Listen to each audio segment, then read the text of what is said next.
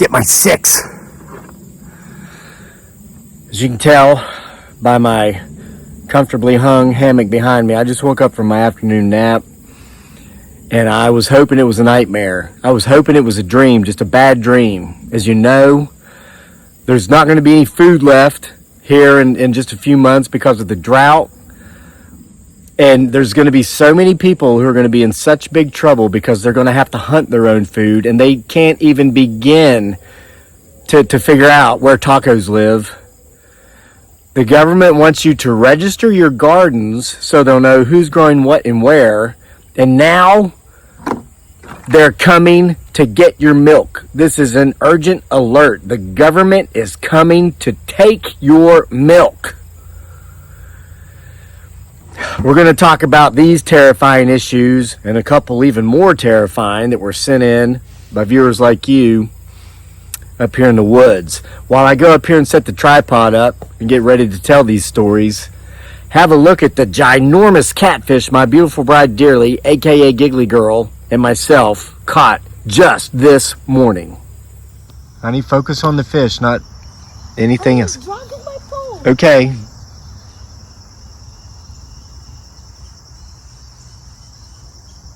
Are you reeling? Did you set the hook? Is the hook set? Yeah. Well, then why aren't you reeling him in? Oh, honey, don't jerk so hard. You'll pull the hook out of his mouth. Oh, my goodness. Oh, my gosh. Okay, you might want to move down to the bank so that you can, reel your line in as you work your way down to the bank. Get closer, honey, down to the bank. Honey, it's big. I know, so that's why you need to get down to the bank, honey. Oh, my gosh. Henai, don't... Dragging. Oh, my gosh, there it is. Oh, my gosh, honey. Okay, I see it. Good job. Oh, that's a big one. Oh, my gosh. Oh, Henai. He's dragging line out now. Yeah. Oh, Henai, don't break the line. Don't let him break the line. Get him out of them weeds. Oh, my goodness, he's a big one. Oh, my goodness. Is this it? Yeah. Can you get him up? Can you back up and get him up onto the bank yet? Yeah. Oh, my God. Okay, do you need help? Come on, back up. Walk him back onto the bank so he doesn't fall off. That's right, it's heavy. Okay, I will do it. Okay, you're going to break your pole, honey. You need to walk backwards. Walk up the bank and drag it. Henai. Oh, my gosh. Oh, my God. Get him up there so if he falls off, he doesn't... Wow, that's bigger than the one I caught yesterday, no? Oh, my God. Oh, my heavens, honey. Look at that. Look at that fish you caught. Put your pole... No, don't. You're going to put it down. Put your pole on the ground. He's too big and heavy. Just walk down here to him so we can get you in the screenshot with him here. Wow. Look at that. Yeah, okay. You can lay down beside him if you want. Hey, Wow, buddy. that's a big one. Wow. Oh, my goodness, honey. Put that thing... It's big. Yeah, okay, you don't have to lay down beside... I was just saying, I was afraid if you picked it up, it was going to... Yeah, Oh, my... He's as long as your arm. Because, see, his tail's bent. Wow, look at that. Hi, buddy. Okay, we're gonna throw him back. Yeah. So just smile and wave and say cheese. Okay, let me get a close up of him. We're gonna throw you back. Don't worry, buddy. Wow, what a beast. Let's get these two. Say hi, honey, to the camera. Hi. Oh my gosh. Oh, it got off, I think. No, it's still on there. Kevin got one, too. And Dearly just caught one. Show him real quick. Yeah. Here's the guys. Here's the what I got. Okay. And I mean, we haven't even taken the hook out of that one yet, and I'm getting one. Wow. I think it's big too, hon. Oh! Oh my God. Whoa! Wow. Oh my goodness, honey, they must have been up here like gang hunting. Yeah, today is Monday, guys, and like 9 in the morning. Kevin told me on the way here, this morning is the, how you said? Wow. Look at this. Oh my gosh. Whoa, yes. Yours is a little bit bigger. Yours is a blue cat and mine's a channel. No, Yeah. I think yours mine a blue. I think they're the same, honey, blue cat. Yeah, look at that. Wow. Look at that. Yeah, yours is big. And remove the leaves so that they... Oh, okay. I'll do my best. It's slimy though. Wow. Look at that. Wow. Wow. Yeah, so while you guys are at work on Monday morning, this is what we're doing. Hating, Hater. You're gonna have to put in the comment section. You can tell this video is fake. This guy's an idiot. Yeah, enjoy your Monday morning. We're enjoying ours. my God. Oh, wow. Now Dearly has another one. My gosh. We just keep catching them left and right. Okay. Make sure to play it well so you don't... Come on, buddy. Oh, my heavens. It's big. Hey, honey, don't scream. Okay, no. Remember, walk it back, walk it back, walk it back. Walk it, walk. Okay. Look at that. Oh, my This goodness. is my second time. That's a channel. Oh, wow. I think. Yeah, see all the spots? Is that a channel cat? Yeah, that's a channel cat. Oh, my It's my gosh. second fish for today. Yeah, we both caught two, and both of yours have been huge, Honey, no? you just got one. Like, Yeah, one right minute after ago. another. My gosh, that sucker's 20 inches long at least. my second fish. Yay! Guys, Kevin, he caught another one So far. so far. This is his number 2. Yeah, if we land it. Whoa. Oh my God, honey, that's... Oh! Not as big as the rest, but it's Yeah. it's a small catfish, looks like. Wow. $5 catfish, huh? Uh-huh. That's a channel. This is a channel cat. Yeah. The others, the big ones we caught were blues. This is a little channel. Yeah. Good job, honey. Thanks, honey. Definitely going back in. Uh-huh.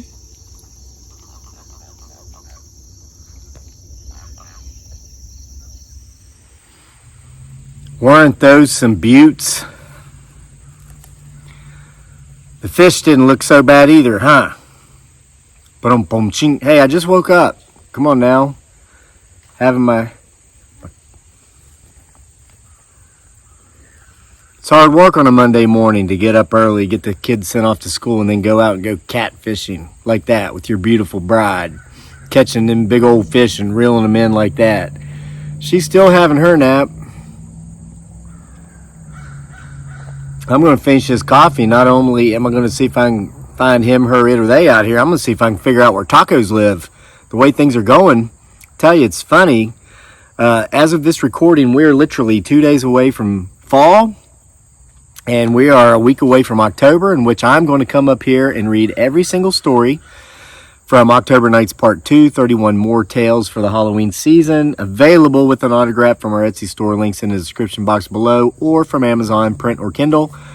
There's a story in there called Stick-a-Hick. I can't remember the exact date. It might be October 18, I don't know.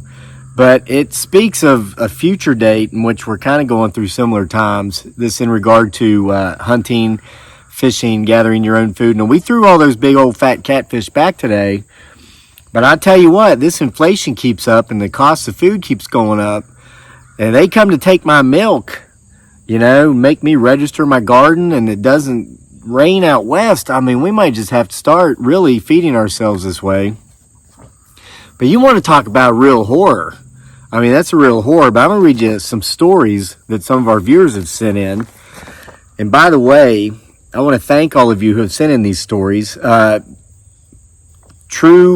True hauntings, real stories of personal experiences with paranormal, supernatural, cryptids, UFO, and aliens. Volume 1's already out there on Amazon, top 10 bestseller in its genre. And these are your stories, not mine. Me and Erie, we just edit them up, clean them up, make them flow. If you've got one, feel free to send it into the channel to crazylake@mail.com. crazylake@mail.com. Let us know if you want to, if you want us to use your name when we read the story, or if you want to be anonymous. This one's anonymous. I'm going to hold that one off for just a second. I want to show you how simple they can be. We got one over the weekend that actually needed like no editing because it was so well written. And it's short, sweet, and to the point. It can be this simple. I'm going to share this one with you first. Okay, here it is. This comes to us from Janine Lambert. So Janine Lambert, if you're watching, this is your story. Look, it's just like one page. It ends right there. That's the beginning of somebody else's. Janine Lambert writes, "Hello. I'd love to share my stories with you. I have so many stories to tell, but right now I guess I'll just tell one that I thought you might be interested in. So, when my children were younger, we lived in a haunted house. I had gotten them all to bed, and I was having trouble getting myself to sleep, but I finally started to drift off. I was still kind of awake, and I started to have what I thought was a dream of these ladies dressed in dated clothing with bonnets, almost like the Amish wear. I was dreaming that they were coming into my room and walking up to me, and the closer they got, I began feeling something touching me. And it jolted me up, and I shoved them back, only for it to be my 4-year-old son saying, "I'm sorry, Mommy." I grabbed him, asking if he was okay because I felt horrible, as you can imagine. He said, "I just wanted to give you a hug." I said, "It's okay. How did you get in here?" Because he was in his bed, and that wasn't easy for him to get out of. And he said, "Oh, Mama, it's okay. Those ladies brought me." So yeah, it was very scary. We have had many things happen, and I eventually have accepted that I do have a gift, and it explains the experiences I have had. Thank you, Janine Lambert. So, see, that wasn't long. It was short, sweet, and to the point, and very, very eerie. Like that eerie lady who helps me now run this channel and edit these stories.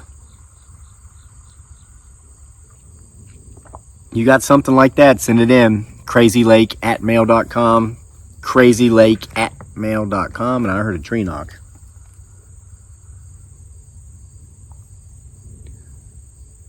Okay, so I'm going to move on here with the stories. Coming to take your milk. Man. Okay, this story was turned in by somebody who wants to remain anonymous. And when I read this one, it was nighttime and it was just before bed, and I should have read it at a different time. Our submitter writes, "I live in Arkansas and love to spend time in the forest," which I did often as a younger man, about 15 to 20 years ago. Not too long a drive from our house, there is my favorite section of the woodlands where I and others had cut a small footpath kept open by hikers and the occasional deer. I just loved soaking up all the scenery and peacefulness this trail had to offer. It was idyllic, like being transported to your own world, and you were never really alone. There were always plenty of birds and squirrels to keep you company. So, this one day, I was walking along my favorite trail, taking in everything and loving it all. All of a sudden, I saw a different path and was struck with the sudden notion to follow it. I didn't see the harm. I'd been here 1,000 times. I hadn't gone too terribly far when I realized something. The forest around me had gone quiet. Some sort of predator might be silently passing along under the trees, and the other animals sensed it. I paused for a moment and looked up. Nope, the sun was still shining brightly in the sky. Like a moron, I continued forward. Eventually, I came into a clearing I hadn't seen before. In the middle of the clearing stood an old, gnarly, knotted tree that looked like it would be more at home standing next to a haunted house. It seemed curious to me and warranted a closer look. Did I mention I was naive and unversed in the paranormal as well as young and dumb? Not even having horror film knowledge to fall back on, I went forward, not expecting much out of the ordinary. What caught my eye first was what I assumed to be a kill from some hunter hanging his kill in the old gnarled tree to drain. Already neatly skinned, too. At least that's what I thought it was from a distance. As I came closer, the sickening truth became clear.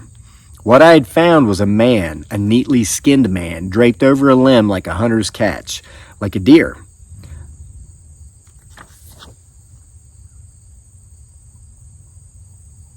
Sounded like a growl. Keep getting my six. I couldn't believe what I was seeing. My mind wouldn't let me believe it. I quietly crept closer, wanting to be sure. So I checked. Yes, there were hands and feet, not hooves like I was hoping. I backed away from the gruesome sight, even away from the path. As I walked backward, not looking, I was hit in the head twice, and I backed away, flailing, feeling hysterical and panicked. I looked up when I could stop flailing and muttering. What I saw, or at least what I thought I saw, was a scarecrow, and the two things that had lightly struck me in the head were its shoes. I looked at its drooping head as it hung there, as if it were a warning that had come too late. It was wearing a ball cap and had hair that looked too real. I took a step or two closer to check my suspicions as best as my rattled nerves would let me. I held my breath, but let it out quickly as I called out in fear. Yes, that was a man as well. Unfortunately, tragically, but it was. I was going around the tree to avoid any more mental trauma, But when I came to the other side, I found something worse, so much worse. Something so horrific, so gut-wrenching, it's taking me these long years to write or tell anyone what I saw. My stomach cringes at it even now as I write this to you. As I came to the other side of the tree, I noticed an oozy, oily wound on the side of the tree that started to expand as I watched it. It grew in size, becoming blacker and more ominous as it did so, continuing to expand until it started to open, bit by bit. As it opened, two things hit me. First, the smell. OMG, that smell. The smell of old, concentrated death, rotten stench beyond what one can describe. And second, the screams upon screams, all blending into an awful chorus. Then it started coming out of the tree. This thing had to be at least 9 feet tall. It had what resembled deer-like antlers and yellow eyes, with pointy ears on the sides of its head under the antlers. As it stepped out of the opening, I saw large round hooves, similar to a moose's hooves. Its limbs and form were extremely thin and long. Also, its skin. It didn't have any skin.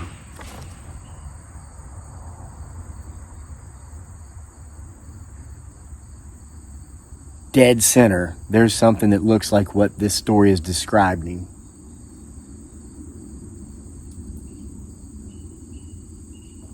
I've got to zoom. I'm sorry, I have to do this. I have to turn the camera and zoom. Guys, I hate to interrupt the story mid-story. It was right there. It was right there, right after that tree knock, standing in that space. Same spot where we've seen a dark figure come and go time and time again throughout the reading and telling of these creepy stories.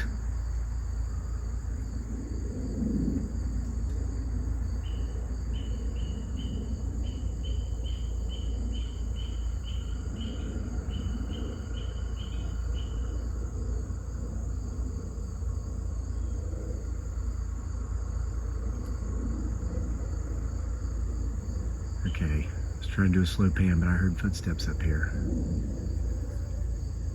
There's something in this forest with us. Is that it?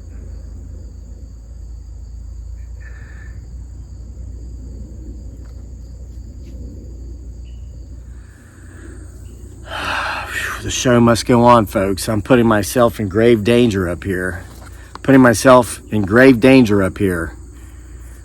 Not only am I in this forest reading this creepy AF story, but I've got a gallon of milk right here that they're coming to take.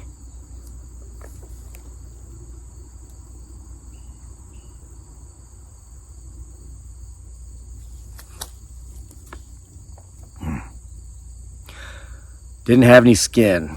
I could see this thing's reddish-brown muscles showing plainly, dull and dry as if it was made that way, never having had any skin to begin with. I took all this in a matter of seconds, but it felt like much longer. Its face took on a fearsome, menacing grin as its eyes scanned me. Its teeth were gruesome and mismatched, as if it had every type of tooth in nature all in one mouth and in an order that made no sense. Mangled doesn't cover it, and its breath would have made a carrion eater gag. Of course I started to run as soon as I could, convince my already stunned nervous system to move my wobbly, nearly useless legs, picking up speed as I went, adrenaline kicking in along the way. As I got a little bit away, the thing reached out for me and began to give chase. I could hear its thumping hoof beats behind me between screams. I ran faster and found the original path, and as I did, the sounds of it following me faded away until I could no longer hear it in the background. I didn't slow my pace any, though.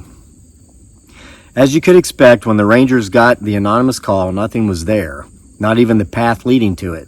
All gone, all vanished into thin air, and good riddance. I still pray for those two unfortunate young men and their families. I pray that they find peace and that no one else ever has to see what I saw. I pray this thing is dead or crawls back into whatever pit of hell it came out of. May God have mercy on those poor souls and on me for coming too late to help them. Take care of yourself, Lake. There are worse things in the woods than Bigfoot Sasquatch. Trust me, I know. Creepy AF. F. Just like that one social media influencer's toned abs and whatever else. Hey, I'm just repeating headlines I see in the media when I go to check my email account, man. Coming for our freaking milk. They're gonna take it. Whether you have any or not, brah. Like your guns. Coming to get them, whether you even got any or not. They're coming for them.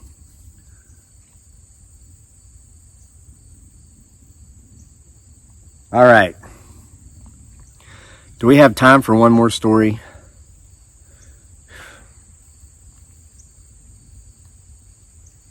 I'll take that to mean yes. So, that one came from Arkansas. I forget where Janine lives. I don't know if she even said.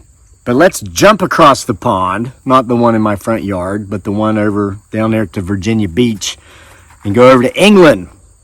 And return to our friend Charlie, who submitted a work that was actually published in our first volume of True Hauntings. Again, if you got a creepy story, send it in. It doesn't have to be creepy AF like that girl's toned underboob. That's what it is. But like, who cares? That's like every other headline. It's like this one is women are to be respected for their minds, not their bodies. If you don't agree, you're a misogynistic pig. But then the next one is, look at this girl's underboob and butt. Then the next one, you're a pig if you view females as anything other than strong, independent women who are capable of blah, blah, blah. And then the next one, check out this 55-year-old former model's underboob and butt.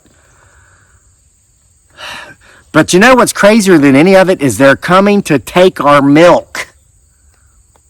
Whew, gosh. Whatever, I'm supposed to be go looking for this guy or girl or whatever, multiple individuals, if that's how they so choose to identify, and tacos. But I'm going to read Charlie's story.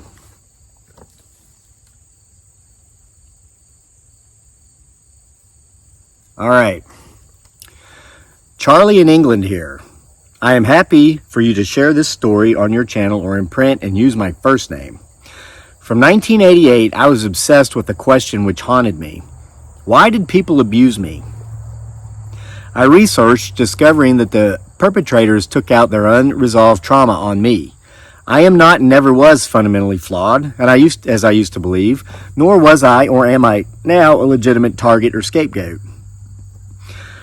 Working with a therapist for 11 years and ongoing recovery work for 20 made me a different person. I then wanted to give something back, so I worked as a therapist myself for 7 years before retiring when lockdown started. Throughout all of this, the answers to two further questions eluded me. One, why had I experienced vitriol rather than acceptance and love? And two, why had I never felt that I fitted in on this planet or even belonged here? I did not like most human beings. I never felt at home here. I wanted off this rock. And yet I adored the wilds and wildlife. I have loved doing voluntary terrestrial conservation work since my teens, and I worked professionally in freshwater aquatic conservation for 12 years during my 30s and 40s. I stumbled on some books whilst researching for my own fiction writing. The content blew my mind. I had new awareness, which I knew was true beyond any doubt. I fitted the characteristics of a soul whose first ever incarnation was on an alien planet. Highly sensitive, I did whatever it took to survive here under the onslaught of crushing emotional trauma. Compulsive overeating, codependency, wildlife conservation work, and immersing myself in writing fiction kept me alive until I was ready for recovery at age 28. And I chose to experience all the trauma as part of my evolution as a soul. So there was no point in being a victim about it. Being of alien origin, I now understood why I had wanted the following: for people to stop hating and abusing me, to be loved for once, to die, to sleep my life away, for someone to yank me off this rock and take me home, to help what I loved, environment and wildlife. 7, nothing to do with alcohol or drugs, as I could tolerate neither. I also read that alien compatriots knew what their fellows were going through on Earth. They monitored the ones who were experiencing hell and could pull them out in the event of a terminal meltdown. Their ships hovered in Earth's atmosphere, ready to extract any of their beleaguered brethren. That I am still here perhaps suggests that these beings figured I could handle what I was experiencing. Were alien ships indeed on standby in the Earth's atmosphere? Were alien compatriots watching over me? I did see identical UFOs 4 times, and this was always at times when I felt overwhelmed and wanted to escape this planet. These were all flying saucers, silver on top, white below, with bright colored lights ringing the periphery of the underside. I was 15 when I first saw one of these ships. I was in a car with my late father and late brother. They were both verbally and emotionally abusive to me. And at the time they were as well, abusing me at this time. Were it not for the safety locks on the doors, I would have thrown myself out of the vehicle. I felt something familiar and loving behind me, so I looked out of the rear window.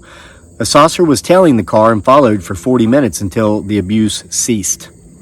At age 16, I was camping with friends, all of whom, unlike me, were drunk.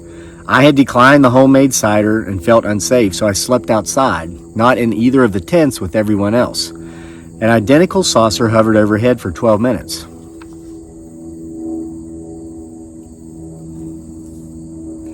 When I was 30, I was in a relationship that was so toxic that the intensity of my fear caused me to leave my body. I would rather be dead than with the woman in question. I was astral projecting up in the stars when another of those saucers turned up. An entity which I knew was female and which was inside the ship spoke to me. She told me it was not my time to die and that I must go back to my body. Before I did so, she said she was going to fill me with her love to sustain me through the rest of this incarnation. When that love entered me, it felt orgasmic and like there was no end to it, infinite. Once I was back in my body, I exited the relationship, and I later read that one loving encounter I had experienced was called the ecstasy. That loving encounter was called the ecstasy. The most recent encounter with such a craft was in October of 2015. I was with my then girlfriend at a seaside town in Dorset, Swanage. I realized that night that, lovely as she was, we were not compatible. I was not feeling the intimacy I needed. Another identical saucer hovered over Swanage Bay for 44 minutes. My girlfriend, 4 other people there, and I all saw the ship, and we were all captivated. I said to my girlfriend that I felt I must be on that ship and off this planet. She said, "Without me?" I said, "Without you."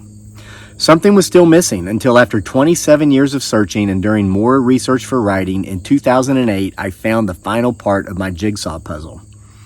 Characteristics in a book prove to me beyond any doubt that I am a soul whose planet of origin is Sirius. One telling fact was that as a race, Sirians are guardians of aquatic environments and all creatures which inhabit these. The end.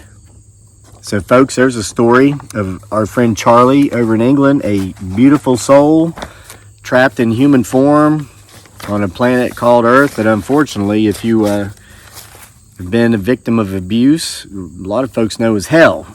But as Charlie points out there, he doesn't view it as if he's a victim. It's all for a reason. It's all for a purpose. So folks, there's some really creepy stories, almost as scary as the fact that there's not going to be any food to eat here in a few months unless you know where tacos live and you go hunt them and get them yourself. You're going to have to register your gardens and they're coming to take your milk. And some 20-year-old social media influencers look good in crop tops, and a bunch of 50-something-year-old models still look okay in bikinis. There's your World News Report. If you have a creepy AF story, creepy AF is those toned abs and underboob that, you know, we're not supposed to look at because we're supposed to look at their intelligence or their whatever. Depends on which order the article's in. There in the media. Send it in to crazylake@mail.com. And we're getting very close to October. Make sure to get your copy of October Nights 1 and or 2. Links are in the description box below, so you can read along. And if you can't, you can support the channel in other ways. You can do a super chat below the video. You can go directly to the About section on our page and give a donation directly to PayPal. But the most important way any of you can support this channel is by simply viewing our videos. Doesn't cost you a dime, and that's what means the most to us anyway. See you for more next time. I'm gonna go look for some tacos, see if they're up here, along with him, her, it, or they, and guard my milk. Here, Bigfoot, Sasquatch, and tacos. Here, Bigfoot, Sasquatch, and tacos.